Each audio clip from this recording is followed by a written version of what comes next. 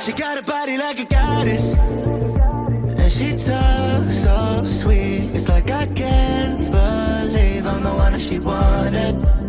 And if I'm really being honest, I know I could be everything she needs if she let me get on it.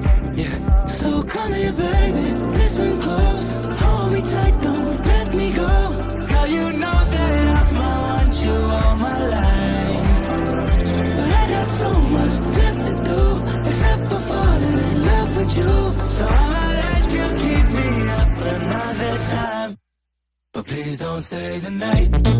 Don't try to change my mind, baby, please don't stay the night. Yamaha MIUI 2023 model. So, yung nasa harapan natin guys, itong S version. And kung mapapansin nyo guys, kakaiba na talaga yung kulay niya kumpara doon sa old version na Yamaha MIUI S version. So, yung kulay niya guys is metallic blue na may combination na matte black at parang carbon matte fiber dito sa kanyang mga fairings. So, sa itsura guys, same pa rin naman kagaya ng dati. Yung nagbago is yung kulay. And at the same time, pati na din yung kanyang decal. So, dito muna tayo guys sa front look. Nandito pa rin naman yung kanyang stylish na head fairings dito guys. Ano? Tapos yung parang carbon matte fiber dito na fairing din. Tapos yung kanyang pangalan na Mio. Ayan, hindi pa rin man tinanggal. And syempre yung kanyang M-shape na headlight. So, equip pa rin siya ng daytime running light guys. Ayan. And then bulb type pa rin naman po yung kanyang headlight. Turn signal is naka-bulb type pa rin po at naka-full assembly pa rin naman po. Yung nagustuhan ko po sa kanya guys is napaganda po nung paint niya, no? Yung kanyang pagkaka-paint job, naka-matte, parang metallic blue po yung itsura niya kasi sa personal. Pagkatapos, yung decals naman niya dito is yung Mio 125S. Ayan. So, yung S is, meron po siya nung stop and start system na button dito sa kanyang handlebar. Mamaya tatalakayin natin yan guys, ano? Tapos, ito, meron din siyang sticker dito na stop and start system. Dito tayo guys sa kanyang wheel. Ayan. So, siya po ay merong sukat na 70 by 90 by 14. Tapos, naka-single hydraulic disc brake and single piston brake caliper. And yung brand po ng kanyang tire guys is IRC. So, this one guys is hindi pa rin po naka-tubeless. So, tube type pa rin po itong isang to. Meaning, meron pa rin po siya nung interior. So, wala pa rin po pinagbago doon. And yung color ng mugs niya guys is black at wala po siyang decals. Dito naman po sa kanyang fairing dito, ayan, same pa rin kagaya ng dati. Maging dito guys, para naka carbon matte fiber. Tapos ito po yung decals niya, black, silver, and blue combination. Ayan. So, dito tayo sa side. Ito po yung itsura niya sa side guys. So, sa mga mahilig dyan sa mga blue, ayan, I think itong motor na to is bagay na bagay sa inyo. And I am sure ako na talaga matitipuhan nyo to guys. Kasi napaganda po talaga no kanyang paint job. Then dito guys, ayan may emblem na Mio. So malalaman mo talaga na S version siya. Kasi doon sa standard version, decals lang po siya na Mio. Pero ito guys is naka-emblem na. Ayan. Black 125S yung kanyang displacement and yung kanyang decals din dito. Tapos dito is paint na, no? And pansin ko lang din guys, dito sa bagong S version, naka-two-tone na din po pala yung kanyang seat. So para sa akin, goods na goods. So nagsisignify siya guys na premium po yung pagkakagawa nito kanyang seat cushion. Ayun guys, so naka-stitches din siya, no? Generous na din. So sa long run, kung gagamitin nyo to, hindi na po masyado sasakit yung wet ninyo. Ayan. Dito tayo guys, banda sa kanyang handlebar. Check natin anong meron dito. Dito sa handlebar, sa right side, yung grip niya guys, same pa rin kagaya ng dati. Wala naman binago. Tapos nandito yung kanyang stop and start system. So para sa akin, mas maganda naka-activate yan. Para 3 to 5 seconds na, ayun, umaandar yung motor mo pero hindi tumatakbo. Automatic mag-shut off yung makina niya. Tapos electric start. And then dito sa left side, nandito yung kanyang high beam, low beam, turn signal switch off at saka yung horn. Anyway guys, wala naman po binago dito, no? Same pa rin kagaya ng dati. Kung ano po yung nasa old version, ganun pa rin po. Tapos dito sa fairing niya, meron po siyang detalye na parang honeycomb yung design. Dashboard is analog pa rin. Ayan, speedometer, odometer, fuel gauge, turn signal, ayan, indicator, check engine, stop and start, indicator, echo, ayan, high beam, low beam, indicator. Tapos mayroong logo ni Yamaha, pride of ownership niya po.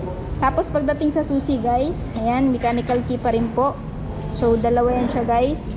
So if ever mawala yung isa, meron pang isa. At naka key shutter na din po siya dito para hindi po madaling manakaw or mabuting-ting ng mga bata itong inyong ignition. Tapos meron siyang dalawang front pocket. Sa left side medyo mas malalim at malaki. Dito sa right side medyo maliit. Ayan. Tapos may hook, mapaglagyan ng mga pinamili nyo, no? Plastic, paper bag at footboard. Diyan pwede nyo mong ilagay yung mga pinamili nyo. Maliit na karton or bag, or depende ko ano yung trip yung ilagay dyan guys. So ayan po, pag nakaupo po tayo, ito po yung itsura nya. Ayan. So dito tayo guys sa kanyang under seat. So pagdating sa under seat guys, ayan, meron ka ring may lalagay na raincoat dito at maliit na bag. Yung battery dito nakalagay, so sa baha-baha hindi madaling maabot yung battery nito. Next, ang fuel tank, ayan. Yung fuel tank capacity nasa screen guys. Tapos yung average fuel consumption, ayan, nasa screen. So ito po ay FI, so makakaasa ka guys na matipid na din po ito sa gasolina. And pagdating sa kanyang grab bar dito, ganun pa rin naman guys, same ng dati, M-shape. So may abang na siya po for top box, no? Kung halimbawa gusto niyo mag-upgrade ng top box dito. And dito naman yung foot peg ng angkas, air cooling system, hindi pa rin binago, same pa rin kagaya ng dati. Yung kanyang tambucho, same pa rin ng dati guys, pati yung design, naka-matte. And then yung ginamit dito sa likod is unit swing, monoshock suspension. Ayan guys, nasa kabila yung monoshock. Tire size is 80 by 90 by 14, tube type, and braking system is drum brake. Ayan. Sa tail naman, ayan yung tail niya guys. Bulb type pa rin, pero naka full assembly pa rin kagaya ng dati. Tapos naka-reflectorize for added visibility during your night ride. Yung kanyang plate holder at saka napakahabang fender. Dito, ito yung monoshock niya guys, standard of course. Kickstart guys, hindi pa rin naman tinanggal. Ayan. So, advantage to kung halimbawa maubusan ka ng baterya para meron ka pang alas na magpaandar tong motor na to if ever ayaw niyang umandar sa sa electric start. Center stand and yung design niya na decals dito at saka yung emblem na Mio. Ayan. 125S. And dito, foot peg ng angkas. Side stand switch meron na din. Same din sa old version. So, pag halimbawa nakababayan, hindi nyo po mapapaandar tong motor na to. So, yung look niya guys dito, ayan. So, itong motor na nga pala to guys is bagay na bagay no, sa mga lady rider kasi napakababa lang po nito. Sakyan sa mga beginner or sa mga gusto pang matutong magmotor, no. I think this one guys is talagang bagay na bagay para maging starting point na matuto kayong magmotor. So ngayon naman guys, pag-usapan natin yung kanyang.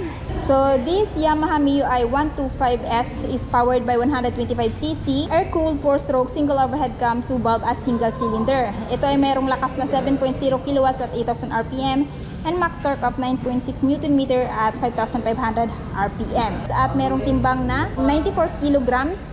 Doon sa S version at sa standard version guys is 92 kg. So mas magaan lang po ng 2 kilo yung standard version kumpara sa S version. So ngayon naman guys, dito naman tayo sa ground clearance. Ayan. So pagdating sa ground clearance guys, siya po ay may minimum ground clearance na 135 mm. So napaka lang po talaga, napakababa lang po talaga ng ground clearance niya. At sa seat height naman is 750 mm. So kung interested po kayo dito sa bagong Yamaha MIUI S version, meron po siyang updated price guys na 80,400 kung bibili nyo ng cash.